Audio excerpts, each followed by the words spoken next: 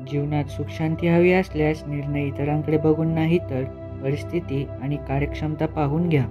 माणसाला एक वाईट सवय आहे, तो किंमत असलेल्या ठिकाणी कमी आणि किंमत नसलेल्या ठिकाणी जास्त घुटमळतो. संघर्ष हे प्रगतीचं आमंत्रण आहे. जो स्वीकारतो तोच पुढे जातो. कमजोर कोणीच नसतो. मजबुरीमुळे माणूस कमजोर होतो आणि भंगार लोक या गोष्टीचा फायदा घेऊन स्वतःला तोफ समजतात.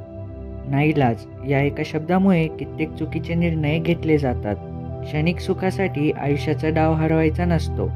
भावना सगळ्यांना असतात, पण भावूक होऊन कधी चुकीचा निर्णय घ्यायचा नसतो. जीवनात हव्या असलेल्या गोष्टी खूप उशिरा मिळतात.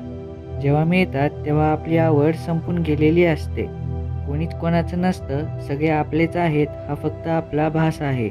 आपल्या साथीला शेवटपर्यंत फक्त आपला श्वास आहे. शांत डोक्याचे शस्त्र आणि स्थिर मनाचे अस्त्र हे ज्यांच्या स्वभावात आहे त्यांच्याकडे जीवनात येणाऱ्या प्रत्येक लढाईसाठी सज्ज असलेले ते एक ब्रह्मास्त्र आहे.